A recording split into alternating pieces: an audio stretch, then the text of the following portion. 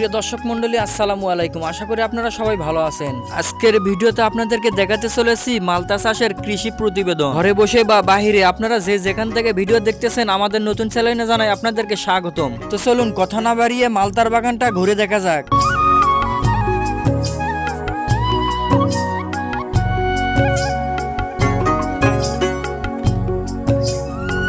আমরা সাধারণত জানি মালতা হলো একটি বিদেশি ফল, যা কৃষকের প্রচেষ্টায় এখন বাংলাদেশে উৎপাদন করা সম্ভব। তবে এখানে বলে রাখা ভালো, কৃষকের প্রচেষ্টা ও এর রক্ষণাবেক্ষণ ও পরিচর্যা সঠিকভাবে করতে পারলে বাংলাদেশের মাটিতেও মালতা চাষ সম্ভব। তেমনই করিয়ে দেখেছেন বগুড়া জেলার কাগইল ইউনিয়নের আব্দুর রহমান মিয়া।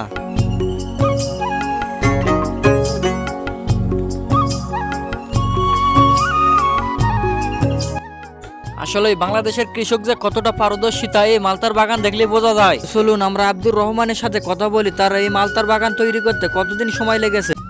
আব্দুর রহমান ভাই, আসসালামু আলাইকুম। ওয়ালাইকুম আসসালাম। ভাই কেমন আছেন? আলহামদুলিল্লাহ ভালো, আপনি কেমন আছেন? আলহামদুলিল্লাহ, আপনার দোয়ায় আমিও ভালো আছি। তো ভাই, আমি আপনার কাছে যে জন্য এসেছি, আমি আপনার এই মালতার বাগান ঘুরে ঘুরে একটু দেখতে চাই আর দর্শকদেরকেও দেখাইতে চাই। হ্যাঁ, কোনো সমস্যা নেই, আপনি দেখাইতে পারেন দর্শকদের। আচ্ছা আব্দুল রহমান ভাই, তো আমি আপনার কাছে জানতে চাই ভাই, আপনার এখানে কত শতক জমি আপনি মালতার বাগান লাগাইছেন? আমার এখানে 10 শতকের একটু বেশি জমি আছে আর কি। ও আচ্ছা আচ্ছা, আপনার এখানে মোটে কয়টা গাছ লাগানো আছে? 10 শতকে 45 থেকে 50টার মতো মালতা গাছ আছে এখানে। ও আচ্ছা, আলহামদুলিল্লাহ। ভাই আপনার কাছে একটা কথা জানতে চাই যে আপনার এইটা গাছ লাগানোর বয়স কত হচ্ছে এখন পর্যন্ত? এটা প্রায় 2 বছরের মতো হচ্ছে এই গাছের বয়স। 2 বছর। আচ্ছা ভাই, 2 বছরের মধ্যে কি আর ফল ধরছিল না এইবারই প্রথম? এইবারই প্রথম ফল ধরেছে, এর আগের বছরও ফুল আসছিল কিন্তু ধরেনি, এবারই প্রথম ধরেছে।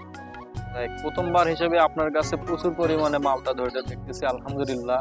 তো ভাই, আপনার কাছে আর একটা কথা জানার ছিল, সেটা হলো ভাই, আপনি গাছে কি রকম সার প্রয়োগ করেন?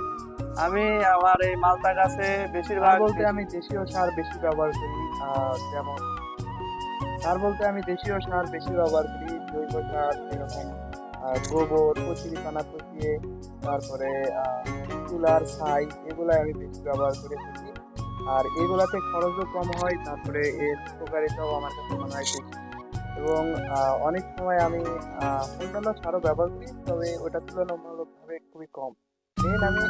সুপ্রিয় দর্শক মন্ডলী, আপনারা তো আব্দুর রহমানের মুখ থেকে শুনলেন যে জৈব সারের উপকারিতা কতটা বেশি।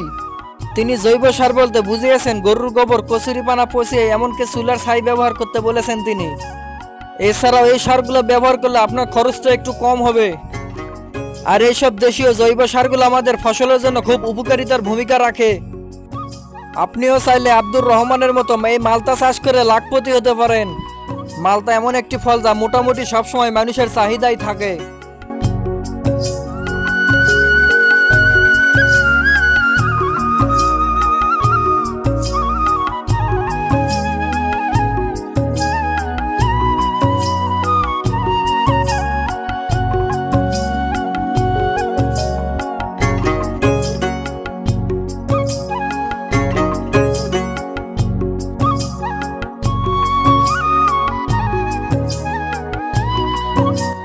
সুপ্রিয় দর্শক মন্ডলী, আজকের মতো এই পর্যন্ত। আমি আপনাদের কাছ থেকে বিদায় নিচ্ছি, মোহাম্মদ আতিকুর রহমান। আপনারা সবাই ভালো থাকবেন, সুস্থ থাকবেন। খোদা হাফেজ, বাই বাই।